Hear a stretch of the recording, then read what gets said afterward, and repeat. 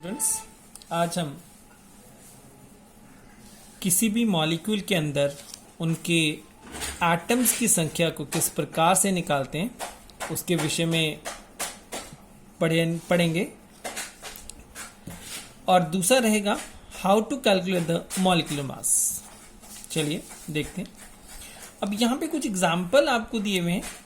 अब ये लाइव जरूरी था ताकि आपको समझ आ जाए कि कैलकुलेशन कैसे की जाती है।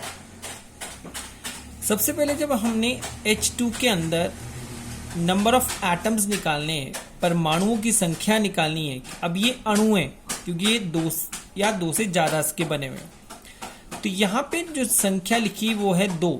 इसका मतलब हमारे पास हाइड्रोजन के अंदर जो एटम्स होंगे, जो परमाणु होंगे, उनकी संख्या निकलेगी 2। सल्फर के अंदर संख्या क्या लिखी है 8। तो यहाँ पर नंबर ऑफ एटम्स कितने हो जाएंगे एसिड के अंदर 8। O3 के अंदर संख्या कितनी है 3। तो नंबर ऑफ एटम्स कितने रहेंगे 3। ये तो था हमारा सिंपल सा। अब थोड़ा सा कोई मॉलिक्यूल में आते हैं, कॉम्प्लेक्स वाले में। अब यहाँ हमने ये देखना है कि कौन कौन से एटम्स हमारे प्रेजेंट हैं। H2O, तो हमारे पास दो तरह के एटम्स हैं। एक है हाइड्रोजन और दूसरा है हमारे पास ऑक्सीजन। तो ऐसे में जब हमने संख्या निकालनी है तो अब आप यहाँ देखिए नंबर 2, यहाँ 2 नंबर लिखा है। तो ये जो 2 नंबर है वो हाइड्रोजन का है, ऑक्सीजन का नहीं है। तो इसका मतलब हाइड्रोजन के अंदर जो नंबर ऑफ एटम्स हाइड्रोजन के हैं वो 2 हैं और ऑक्सीजन के नंबर ऑफ एटम्स कितने हो गए 1। तो अगर हम टोटल एटम की बात करते हैं तो 2 और 1 टोटल आ गए हमारे पास 3। ये हमारे पास टोटल एटम्स आ गए इस वाटर के अंदर। अब आगे देखिए, अब यहां कौन कौन सा एटम प्रेजेंट है। एक है Ca, कैल्शियम। एक एटम क्यों कंसिडर किया, क्योंकि C कैपिटल है, A हमारा स्मॉल है। और दूसरा हमारे पास O कैपिटल मतलब ऑक्सीजन और तीसरा हमारे पास आ गया हाइड्रोजन। अब संख्या निकालनी है। कैल्शियम के आगे कोई संख्या नहीं है, इसका मतलब ये 1 हो गया। ऑक्सीजन के आगे कोई संख्या नहीं है, मतलब 1। लेकिन अगर आप ध्यान से देखिए ऑक्सीजन ब्रैकेट के अंदर, जब हम ब्रैकेट ओपन करेंगे तो ये वाली संख्या ऑक्सीजन के जो एटम्स हैं उससे गुना होगी। तो अंदर 1 है, 1 को अगर हम 2 से गुना करेंगे तो हमारे पास हो गया 2। उसी तरह हाइड्रोजन का रहेगा। हाइड्रोजन का यहाँ पे कोई संख्या नहीं है हाइड्रोजन के साथ, लेकिन ब्रैकेट के बाहर है, कोई संख्या नहीं है, मतलब 1। तो बाहर 2 है तो 1 को 2 से गुना करेंगे तो टोटल हमारे इस हाइड्रोजन के एटम होंगे 2। तो अगर टोटल एटम्स यहाँ निकालने हैं सिर्फ इसके अंदर, कैल्शियम का 1 है, ऑक्सीजन के 2 हैं, हाइड्रोजन के 2 हैं, तो टोटल हमारे पास आ गए 5 टोटल एटम्स आ गए। अब यहाँ देखिए कौन कौन सा एटम है हमारे पास। Al मतलब एल्यूमिनियम, 1 है हमारे पास सल्फर और तीसरा हमारे पास ऑक्सीजन। एल्यूमिनियम के आगे नंबर कितना लिखा है 2, तो एल्यूमिनियम की संख्या 2 हो जाएगी। सल्फर के आगे कोई नंबर नहीं लिखा, इसका मतलब ये 1 है, लेकिन सल्फर ब्रैकेट के अंदर है तो ब्रैकेट के बाहर नंबर कितना है 3। तो इसका मतलब 1 को हमने 3 से गुना किया तो सल्फर के एटम हो गए 3। ऑक्सीजन का अपना नंबर 4 है, लेकिन जब हम ब्रैकेट खोलेंगे तो ब्रैकेट के बाहर संख्या उसको हमने गुना करना है। तो ऑक्सीजन के टोटल कितने हो जाएंगे 12 एटम्स। अगर हम टोटल एटम की बात करें तो 2, 3, 5 और 5 और 12 हमारे पास आ गए 17 टोटल एटम्स हो जाएंगे इसके हिसाब से। तो ये तो था कि हमने इसको किस ढंग से इसके नंबर ऑफ एटम्स निकालने। अब एटम्स निकाल लिए, इसके बाद रहेगा कि हमने इसका द्रव्यमान कैसे निकालना है। अब how to calculate the molecular mass. अब इसको निकालने के लिए चलिए जो पहली शीट दी थी वही देखते हैं। यहां पे H2 के अंदर नंबर ऑफ एटम्स कितने थे 2।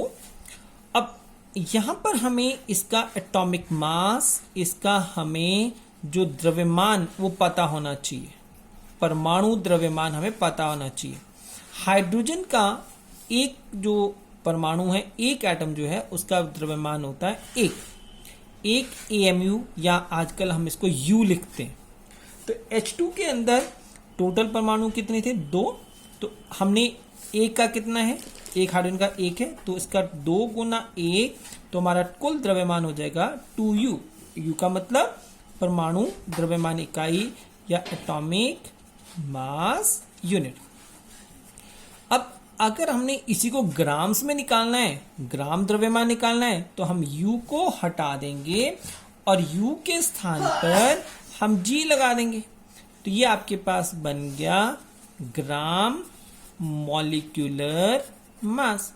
तो ग्राम मॉलिक्यूलर मास में फर्क क्या रहेगा, हमने जो U की इकाई लगाई, U की जगह हमने G लगा दिया, तो ये ग्राम मॉलिक्यूलर मास बन गया। अब सल्फर 8 एटम्स हैं।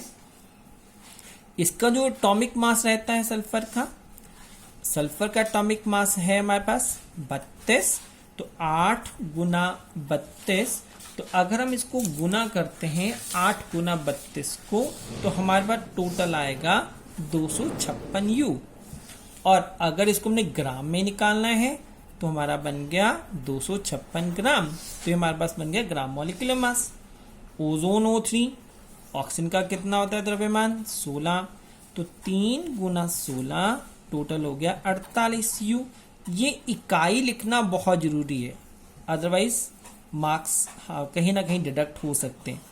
अगर ग्राम में निकालना है तो U को हटा के हमने क्या लगा दिया, G लगा दिया।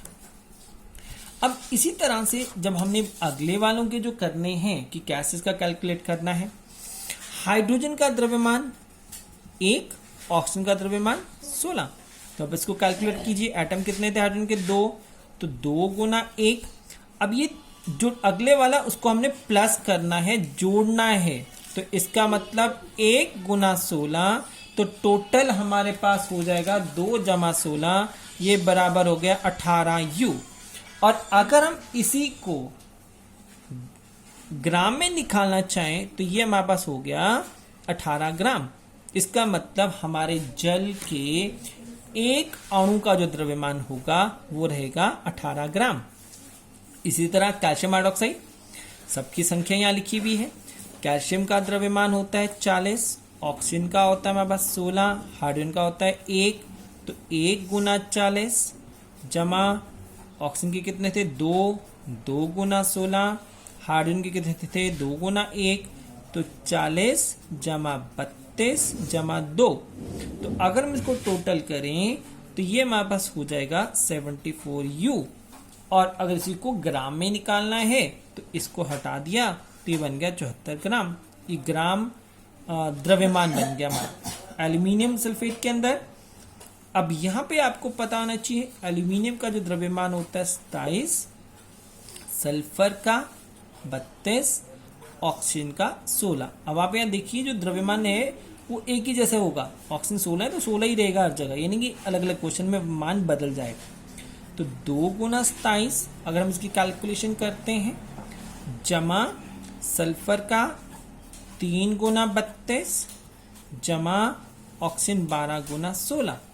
तो अगर हमने इसकी कैलकुलेशन की तो कैलकुलेशन करने के बाद ये आपके पास आ गया 54, 96 और ये बन गया 192।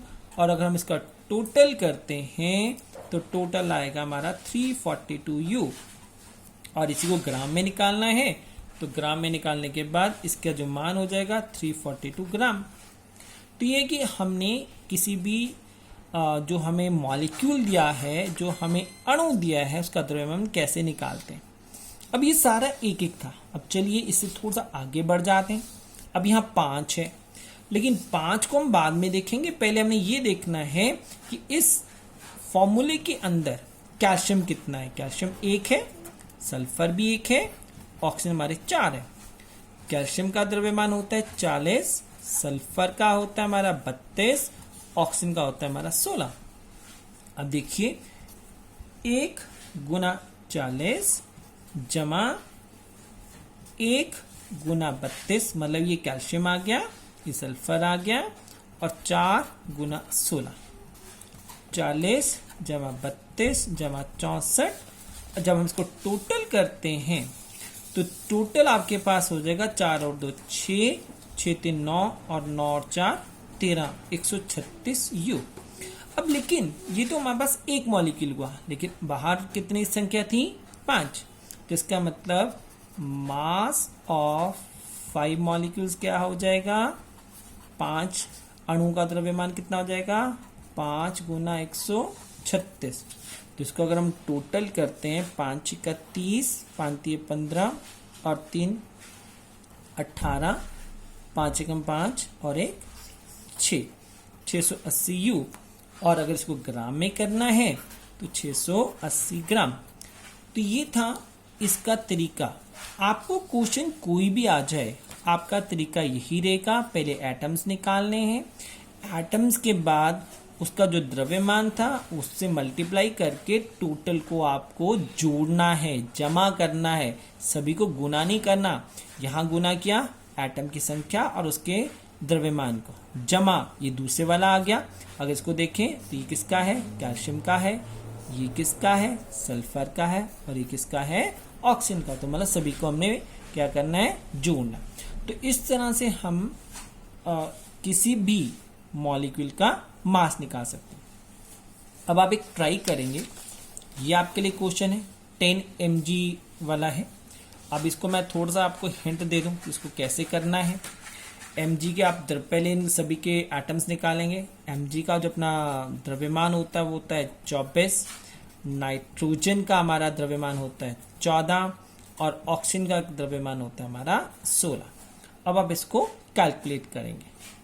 तो आज हमने किया कि हमने किसी भी मॉलिक्यूल का द्रव्यमान, मॉलिक्यूलर मास कैसे निकालना है। इसी के साथ धन्यवाद।